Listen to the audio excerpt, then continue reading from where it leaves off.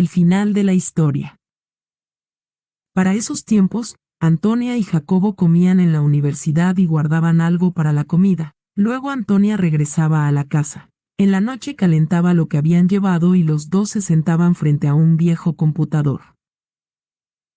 Tenían solo 3 películas, y en el computador repetían alguna de esas películas para reírse siempre en las mismas líneas. Era una vida simple y tranquila que les encantaba. Jacobo había aceptado las creencias de Antonia, porque en varias ocasiones leyó con ella las canciones de su abuela, y ese día concordó que en una de ellas estaba la descripción de Doña Teresa. Al siguiente día Antonia salió al encuentro con la anciana, quien le estaba llamando. Antonia. Antonia. Ella corrió a abrir la puerta. Doña Teresa, ¿se siente mejor? Sí, Antonia, cuando pueda vuelve, que no tenemos mucho tiempo. Jacobo todavía no había salido, y escuchó a la vecina. Antonia, ¿por qué será que Doña Teresa te habla así? ¿Sabes? Creo que Doña Teresa está muy sola y necesita hablar con alguien. Lo que me preocupa es que ayer que fui a darle agua noté que tiene poca comida, y en los últimos días no ha salido a comprar nada más. ¿Será que no tiene dinero? Pregúntale con prudencia y si no tiene algo hacemos. Antonia se sorprendió del corazón de Jacobo, eso la enamoraba cada vez más de su esposo. Fue entonces donde Doña Teresa y buscó las palabras adecuadas para preguntarle si estaba sin dinero para alimentarse. No, Antonia, no te preocupes, respondió Doña Teresa con una pequeña sonrisa. Vamos para la sala que hoy tengo más para contarte. Antonia había llevado el cuaderno para mostrarle a Doña Teresa la canción con su descripción, y mientras Doña Teresa la estaba leyendo, de pronto Antonia interrumpió la lectura. Doña Teresa, ¿siente ese aroma? Antonia estaba sintiendo en el ambiente el olor de un perfume. ¿Sí siente ese olor? Es una fragancia, un perfume, pero creo que es de hombre. Doña Teresa la miraba, y se sonrió de nuevo. Antonia, tienes un don y es tu olfato. Si hay un perfume y es de hombre, es el perfume de mi esposo muerto. Antonia se asustó al pensar cómo podía ser que ella estuviera sintiendo los olores de alguien que ya no estaba. Toda mi vida he sentido olores, respiro por la boca porque se me dificulta respirar por la nariz, pero siempre la he utilizado para captar olores. Cada lugar, época o situación de mi vida ha tenido un olor marcado, pero eso de estar sintiendo el perfume que utilizaba un muerto, no sé qué decir. No te asustes, Antonia. Mi esposo me acompaña desde hace varios meses, por eso te estaba esperando, y si ahora me dices que sientes el olor de él, sé que eres tú. Pero yo soy qué, no la entiendo, Doña Teresa, y eso me genera mucha inquietud. Dígame si necesita algo, lo que necesite, que Jacobo y yo le ayudamos. Doña Teresa se sonrió una vez más. Solo necesito que me escuches. Si eso es lo que necesita, le prometo que no la voy a volver a interrumpir. Y yo te quedaré muy agradecida, pero antes de empezar, si creo que en estas letras están hablando de mí, Antonia, y pronto sabrás la razón. Había empezado a trabajar como voluntaria en el hospital cuando mi padre se enteró por la gobernanta, así que él fue hasta el hospital y donó una gran suma de dinero, con el único pedido de que no me permitieran trabajos duros, y ya a lo último ni me daban trabajo. En junio existe aquí la fiesta junina, y normalmente en el hospital se realizaba una fiesta para recoger dinero. A mí me pusieron a cargo de vender el vino caliente, no sé a quién se le ocurrió la maravillosa idea. ¿Y qué pasó?, preguntó Antonia. Lo que tenía que pasar cuando ponen a un lobo a cuidar las ovejas. Yo era alcohólica, eso es una enfermedad que no se cura, así que esa noche tomé mucho, y recuerdo que me percaté de un hombre que estaba al acecho. Lo vi varias veces, pero mi apellido y mi postura siempre me dieron cierta tranquilidad. Al siguiente día me desperté en un lugar desconocido, estaba desnuda. Yo era virgen, y vi las sábanas manchadas de sangre, en un cuarto muy sencillo. Escuché ruido fuera del cuarto. Como mi ropa estaba en el suelo la tomé y me vestí, pero no encontré mis zapatos. Busqué en todas partes, pero no estaban, y cuando salí me encontré con una mujer de unos 30 años, ella me trataba muy bien, me ofreció desayuno pero no acepté, le pedí un cigarrillo y me lo dio. Ella hablaba mucho, una mujer muy inculta, vulgar y mal vestida. Yo me tomé un café y encendí mi cigarrillo. Era claro que ella sabía quién era yo. Pedí el teléfono prestado y hablé con Adalía, le dije que enviara uno de los carros por mí. La mujer me dio la dirección, y en ningún momento vi al hombre que me llevó. ¿Y usted no le preguntó por qué estaba en esa casa? No, yo no le dije nada, me fumé el cigarrillo, me tomé el café y solo la analicé. Esperé el carro que me mandó Adalía, quien ya le había contado a mi padre. Él me esperaba, y cuando me vio bajar del carro descalza no podía creer que yo estuviera así, porque siempre me había educado para que fuera muy elegante.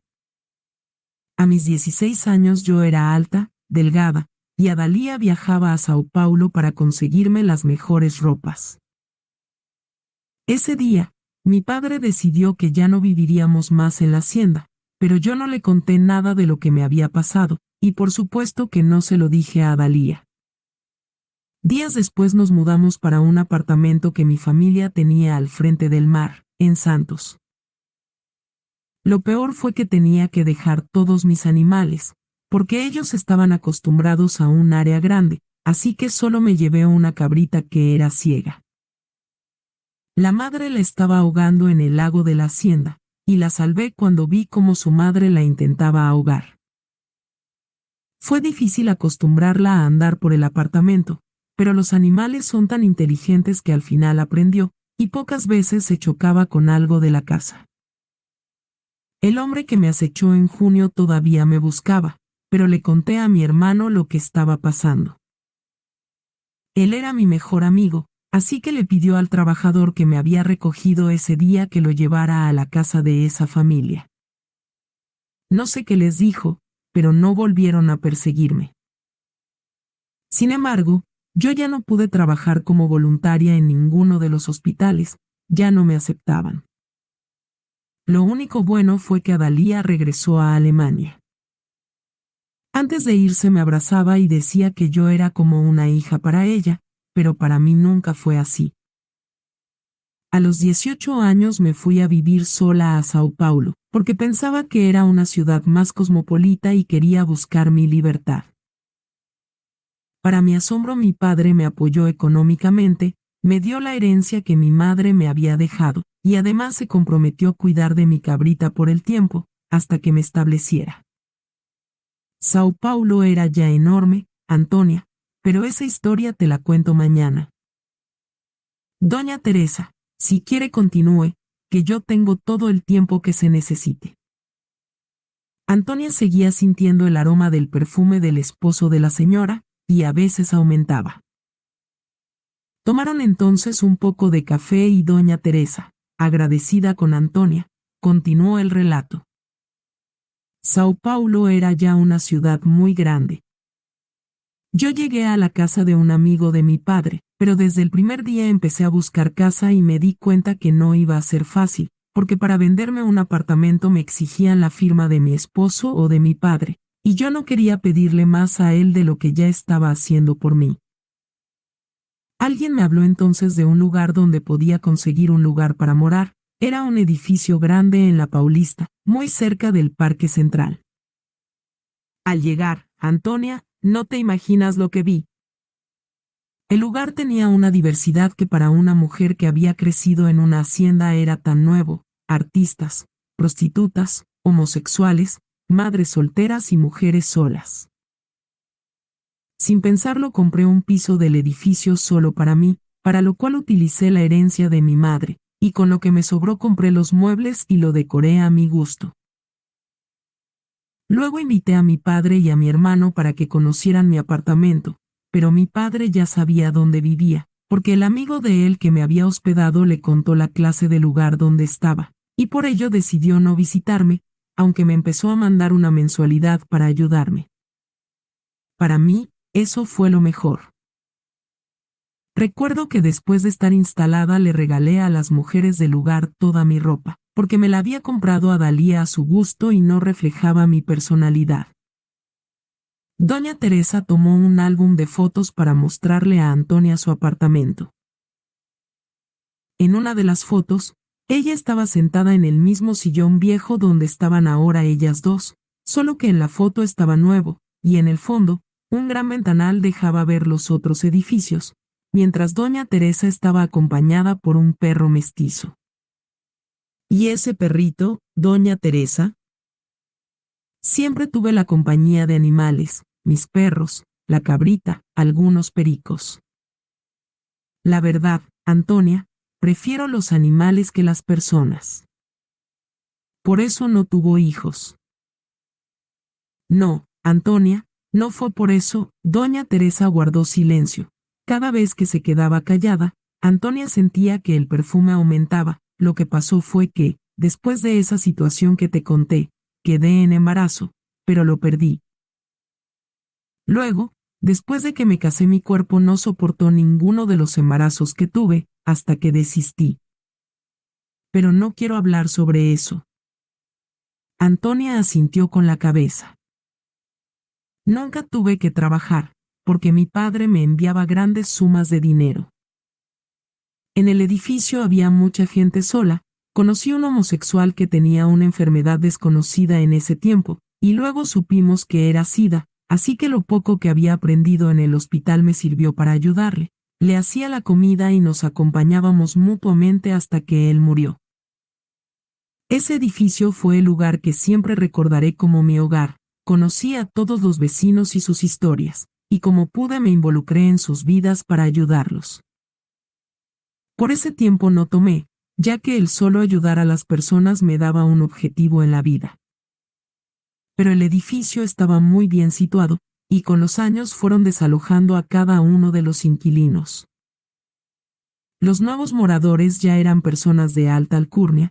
El lugar cambió demasiado y no lo soporté, así que cuando pude vendí mi apartamento. Para ese tiempo me encantaba bailar, y en uno de esos bailes conocí a mi gran amor, no mi esposo. Creo que son pocas las personas que se casan con su gran amor, dijo doña Teresa mientras le mostraba una foto donde aparecía sentada al lado de un hombre. Ella tenía el cabello corto y negro, y Roberto, el gran amor de su vida, tenía el cabello largo. Eran los 60. En este tiempo tenía una empleada y ella vivía en mi apartamento con sus 2 hijos. Una tarde los niños estaban muy inquietos y los dejé que me motilaran, por eso aparezco con el cabello así. Doña Teresa se sonreía y en sus ojos se veía la añoranza de aquellos tiempos. ¿Y qué pasó con Roberto? Él era un hombre casado, siempre me decía que no me enamorara, siempre iba y volvía. Un día me armé de valor y me despedí, le pedí que nunca más me buscara, y lo último que supe fue que ya había fallecido. Luego conocí a mi esposo. Doña Teresa nunca le dijo a Antonia el nombre de su esposo. Mi padre murió, también mi hermano, y Adalía y yo heredamos todo, pero Adalía no aceptó nada, dijo que quería que yo me quedara con todo. Antonia, yo nunca trabajé, nunca estudié, mi única diversión era bailar. Mi esposo era sastre, pero a los pocos años de estar juntos le dio cáncer, estuvo muy mal y duró varias semanas hospitalizado. En el hospital me dejaban visitarlo solo algunas horas del día, así que una vez le pagué a una enfermera para que me prestara su uniforme, y como pude me escabullí en el hospital y pasé toda la noche con él. Pero eso solo fue una proeza. A la mañana siguiente, y con ayuda de su médico, armé en mi apartamento todo un hospital. Tenía todos los equipos necesarios para cuidarlo. El perrito que teníamos en ese momento se acostó debajo de su cama y solo salió cuando mi esposo murió. Doña Teresa le pasó una foto a Antonia de otro perrito mestizo color canela. Este es Torín. Él vivió aquí conmigo y estaba traumatizado. Cuando tenía que salir me mordía la mano. Pero doña Teresa, ¿cómo terminó usted aquí si tenía la herencia de su padre? Como te decía, nunca trabajé, nunca supe qué hacer con el dinero, y cuando mi esposo se enfermó utilicé casi todo el dinero en el tratamiento de su enfermedad. Esta propiedad era de los padres de mi esposo. Yo algunas veces estuve aquí con él, pero Antonia, recuerda estas palabras, nunca digas nunca. ¿Por qué, doña Teresa? ¿Sabes qué le dije a mi esposo cuando estaban construyendo estas casas? Qué horror vivir en una casa así, yo nunca viviría aquí. Y aquí llegué luego de que él muriera. Lo que pasó fue que mi dinero se acabó, y todos los amigos se fueron, al igual que la fortuna. Una vez llegó una amiga de viejos tiempos a visitarme aquí, y ¿sabes qué me dijo? Que no volvería porque no quería verme en esta situación. Eso fue lo que me dijo, y nunca nadie más me volvió a visitar. Adalía creo que también murió, porque siempre me enviaba cartas, aunque yo nunca las leí, y lo último que recibí fue esa caja. Ahora necesito descansar, Antonia. Claro, claro, pero usted no ha comido nada, venga coma con nosotros si sale un momento. No, Antonia, tranquila, solo necesito descansar. Doña Teresa la abrazó y la acompañó hasta la puerta. Cuando Antonia salió se acordó que había olvidado el cuaderno que le dio doña Judith, pero le dio pena volver a tocar. Jacobo ya había llegado de la universidad, y los dos se sentaron a hablar sobre la señora, mientras Jacobo intentaba tranquilizar a Antonia. Creo que doña Teresa ha estado mucho tiempo sin compañía, solo necesitaba a alguien con quien hablar, no hay ningún misterio en eso. Sí, Jacobo, pero ¿por qué el afán? Antonia se acostó esa noche pero no consiguió dormir, su cuarto lindaba con la casa de doña Teresa, y Antonia escuchó sonidos que no supo cómo interpretar, solo sabía que doña Teresa seguía con los ataques de tos.